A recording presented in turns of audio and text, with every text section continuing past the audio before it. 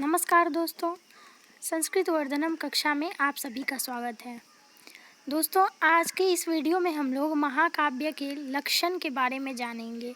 लक्षण का मतलब होता है उनके गुण विशेषता के बारे में जानेंगे। तो आप लोग महाकाव्य पढ़ते हैं, जैसे रामायण, महाभारत, कालिदास रचित रघुवंशम, कुमार संभव, नैषधीय चरित, ठीक है। ऐसे ही बहुत सारे महाकाव्य हैं।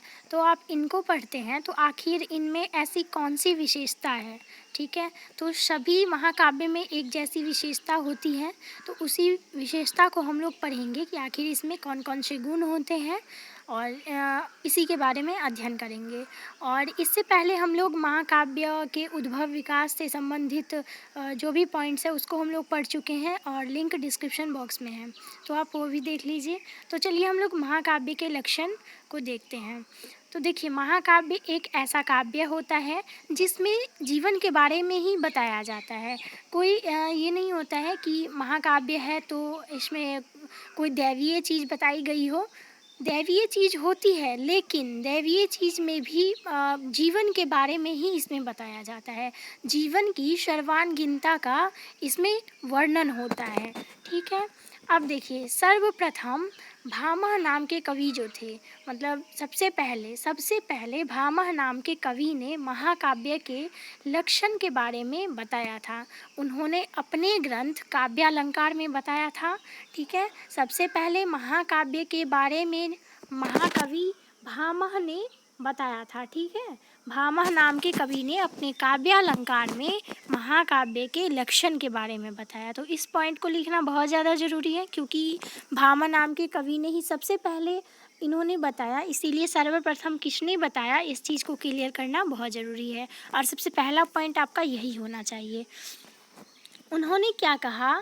सर्गबंधो महाकाव्यं महतांच महच्चेयत अग्राम्य शब्द मर्थंच सा अलंकार सदाश्रयम, ठीक है। उन्होंने ये बात कहा और इस श्लोक के मतलब के आधार पर, ठीक है, मतलब इस श्लोक को लिख के उन्होंने कौन कौन से गुण को निकाला, मतलब ये श्लोक जो है वो इसके गुण के बारे में है। अब इस गुण को उन्होंने विस्तृत किया, ठीक है। अब पढ़ते हैं कि इसमें कौन कौन से गुण को बताया। आप इस श्लोक को ज़रूर याद रखें। अगर आप इस क्वेश्चन को बनाते हैं तो ज़रूर इसको याद रखें, क्योंकि श्लोक याद रखना बहुत ज़रूरी है और क्वेश्चन में श्लोक को लिखना बहुत ज़्यादा ज़रूरी है। ये मैं पहले से ही आपको बोलती हूँ, इसीलिए क्वेश्चन में श्लोक को 3-4 श्लोक ज़रूर हमको लिखना है। तो चलिए, इसके आधार पर हम लोग क्या है, इसमें क्या बताया गया है उसको पढ़ते हैं। तो उन्होंने इस लक्षण के आधार पर बताया, इसमें पहला पॉइंट महाकाव्य सर्गबद्ध होता है। मतलब आप देखते होंगे कि महाकाव्य में सर्ग 1, सर्ग 2, सर्ग 3, सर्ग 4 ऐसे करके जितना भी उसमें सर्ग है उतना तक होता है। जैसे कि आप किरातार्जुनीयम ले लीजिए, तो किरातार्जुनीयम महाकाव्य में भी आपने पढ़ा है सर्ग 1, सर्ग 2, सर्ग 18 तक होते हैं उसमें। साथ ही आपने रघुवंशम में भी पढ़ा है, उसमें भी 19 सर्ग हैं। कुमार संभव एक महाकाव्य है, उसमें भी आपने पढ़ा है, उसमें भी सर्ग है। तो जितने भी महाकाव्य होते हैं उसमें सर्ग होता है, तो ये उसकी एक विशेषता हो गई। अब देखिए, और वह महान विषय से संबंधित तथा सुंदर अर्थ अलंकार से युक्त तथा सत्पुरुषाश्रित होता है। मतलब कि महाकाव्य जो है वह किसी महान विषय से संबंधित होता है, ठीक है। मतलब कोई रामायण महाभारत में से ही लिया गया हो तो वो क्या होता है, महान विषय से संबंधित होता है और उसमें सुंदर अर्थ होते हैं, अलंकार से भी युक्त होता है, साथ ही सत्य पुरुष आश्रित होता है। मतलब उसमें अच्छे व्यक्ति की भी विवेचना होती है, ठीक है। चलिए नेक्स्ट, 2 नंबर, महाकाव्य में धर्म आदि चारों वर्ग का वर्णन होता है तथा समस्त रस का पृथक पृथक निरूपण होता है। यानी कि इसमें धर्म, जो भी 4 वर्ग हैं, धर्म अर्थ काम मोक्ष, इन चारों वर्गों का वर्णन होता है और समस्त रस का पृथक पृथक वर्णन किया होता है। आप देखते हैं कि महाकाव्य में कोई ऐसी रस होती है जो प्रधान होती है और बाकी रस गौण होते हैं, यानी कि उनका उतना महत्व नहीं होता, लेकिन उसमें और रस भी होते हैं, लेकिन एक रस जो होता है वो सबसे ज़्यादा प्रमुख होता है। नेक्स्ट 3 नंबर, यदि महाकाव्य में नायक को व्यापकता न प्रदान करनी हो और उसका अभ्युदय न दिखाना हो तो उसका आश्रयन व पहले स्तुति करना व्यर्थ है। देखिए, जैसे रघुवंशम महाकाव्य है, तो रघुवंशम महाकाव्य में उन्होंने शिव पार्वती के बारे में लिखा है, उन्होंने रघुवंश के राजाओं के बारे में लिखा है।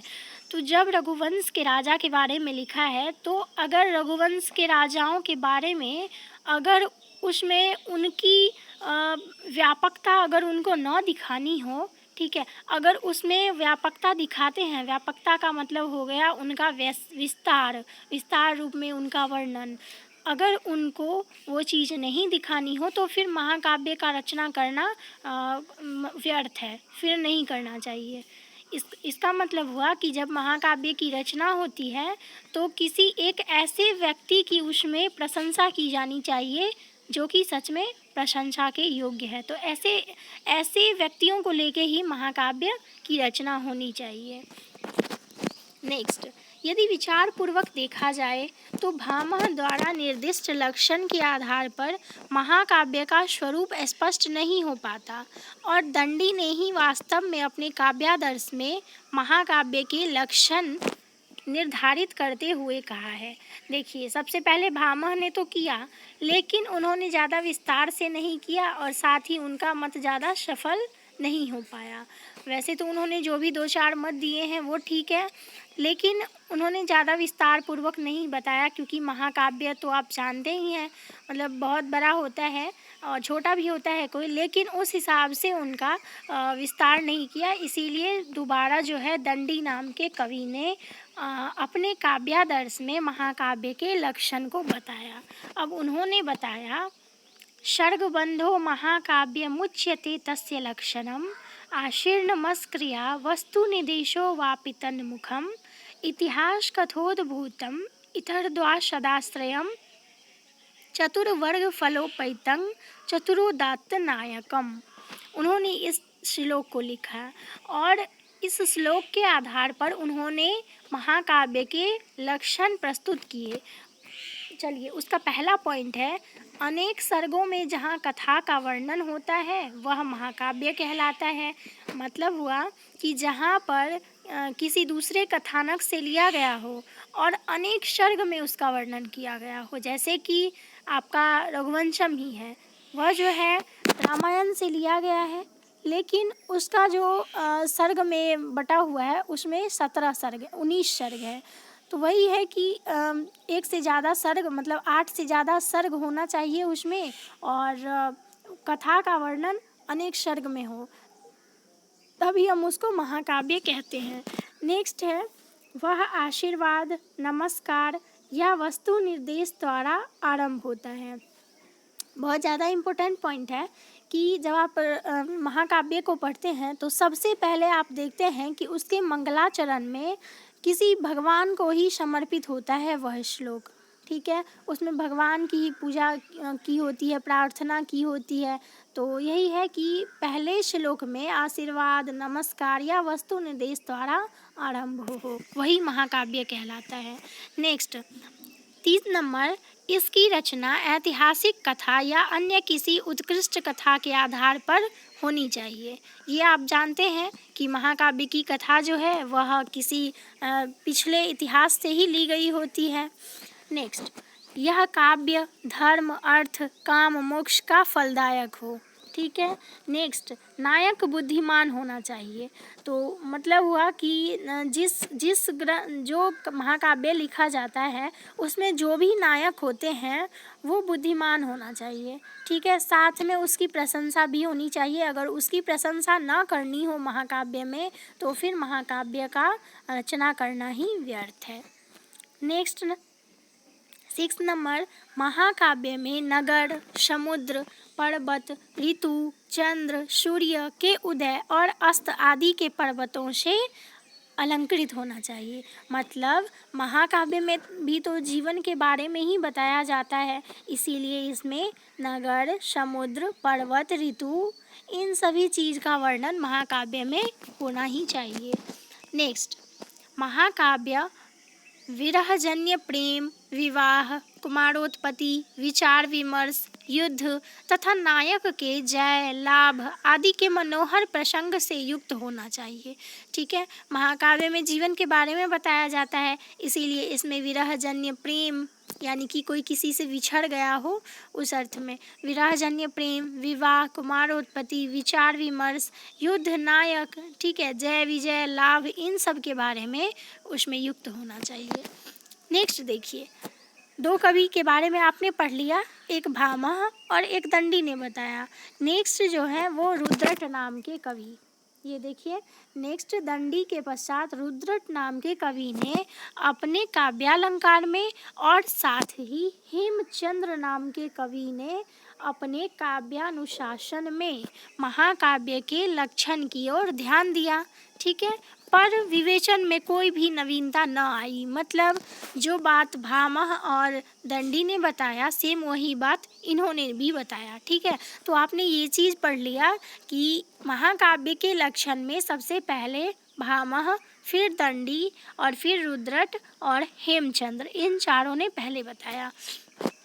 अब सबसे अंतिम में विश्वनाथ नाम के कवि, सबसे अंतिम में विश्वनाथ नाम के कवि ने अपने साहित्य दर्पण में उनका काव्य था साहित्य दर्पण में महाकाव्य के लक्षण की व्याख्या की, तथा अधिकांश लोग इन्हीं के मत को महत्व देते हैं। ठीक है, अगर कोई पूछ दे कि महाकाव्य का जो है सबसे ज़्यादा विकास कौन से कवि ने किया, तो वो विश्वनाथ नाम के कवि ने अपने साहित्य दर्पण काव्य में बताया। इन्होंने 15वीं शताब्दी में यह प्रस्तुत किया। नेक्स्ट, अब इनके आधार पर क्या सब है महाकाव्य का लक्षण, तो इन्होंने पहला पॉइंट बताया कि सर्गबंधो महाकाव्यम, अर्थात सर्ग का निबंधन जिसमें होता है वो महाकाव्य कहलाता है, जैसे रामायण को आप देखते ही हैं। नेक्स्ट, तत्रैको नायकः शूरः, ठीक है, सदृशं क्षत्रियो वापि धीरोदात्त गुणान्वितः, अर्थात उसका नायक देवता होता है या उत्तम कुल में उत्पन्न क्षत्रिय जिसमें धीरोदात्त आदि गुण हो, वह उसका नायक होता है। जैसे शिशुपाल वध में श्री कृष्ण जो कि भगवान है और कुमार संभव में कार्तिकेय, तो नायक भी ऐसा होना चाहिए जो कि बहुत गुण से युक्त हो। नेक्स्ट, एक वंश भवा भूपा कुलजा बहवो अपि वा, अर्थात एक वंश में उत्पन्न कुलीन बहुत से राजा नायक होते हैं। अर्थात कोई महाकाव्य ऐसा भी होता है जिसमें सिर्फ एक वंश के राजा के ही वर्णन होते हैं, जैसे कि आप रघुवंश को देख लीजिए, रघुवंश में रघुवंश के 31 राजाओं का वर्णन है, इसीलिए इस एक वंश में उत्पन्न कुलीन बहुत से राजा नायक होते हैं। नेक्स्ट, श्रृंगार वीर शांत नामक रस इष्यते, इसका अर्थ हुआ महाकाव्य में श्रृंगार वीर शांत इनमें से कोई एक रस प्रधान होता है। इतिहासोद्भवम वृतन्यद्वा सज्जनाश्रयम, यानी महाकाव्य की कथा ऐतिहासिक यानी पिछले इतिहास से या लोक में प्रसिद्ध किसी सज्जन व्यक्ति से संबंधित होती है, जैसे रामायण। ठीक है, आप जानते ही हैं रामायण को। नेक्स्ट, 6 नंबर, आदौ नमस्क्रिया शिरवा वस्तु निर्देश एव वा, यानी महाकाव्य के प्रारंभ में नमस्कार मंगलाचरण रहता है। नेक्स्ट, महाकाव्य में धर्म अर्थ काम मोक्ष चारों का वर्णन मिलता है। नेक्स्ट, कोचि निंदा खला दिनांग शतां च गुण कीर्तनम, यानी इसमें कहीं दुर्जन की निंदा तो कहीं सज्जनों की प्रशंसा होती है। नेक्स्ट, नाति स्वल्पा नाति दीर्घा सर्गा अष्टाधिका इह, यानी महाकाव्य में सर्ग न अधिक बड़े होते हैं न अधिक छोटे, यानी सर्ग की संख्या 8 से अधिक होती है। तो जैसे आप लोगों ने पढ़ा कि रघुवंश जो कि रामायण से लिया गया है, वैसे तो रामायण में बहुत सर्ग हैं, ठीक है, उसमें 7 कांड हैं, साथ ही सर्गों की संख्या भी 500 से अधिक है, जबकि रघुवंश को छोटा करके उसमें 19 सर्ग ही बताए गए हैं। तो यही है कि सर्ग की संख्या ना तो ज़्यादा बड़ी होनी चाहिए ना फिर ज़्यादा छोटी। नेक्स्ट, सर्गान्ते भावी सर्गस्य कथायां सूचनं भवेत्। मतलब महाकाव्य के सर्ग के अंत में आने वाले सर्ग की सूचना होनी चाहिए। क्वेश्चन नेक्स्ट पॉइंट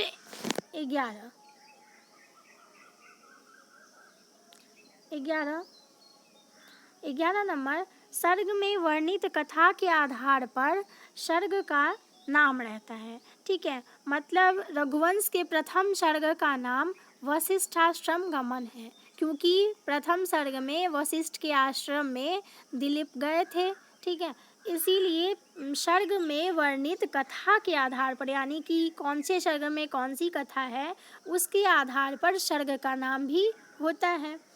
नेक्स्ट,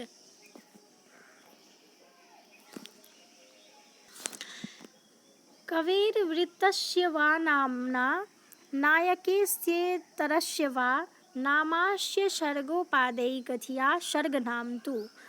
अर्थात महाकाव्य का नाम कवि के नाम से या वर्णनीय चरित्र के नाम से अथवा नायक के नाम से होता है। जैसे देखिए, माघ का जो काव्य है शिशुपाल वध, उसका नाम माघ काव्य भी है। साथ ही भारवी का जो काव्य है किरातार्जुनीयम का दूसरा नाम भारवी काव्यम भी है।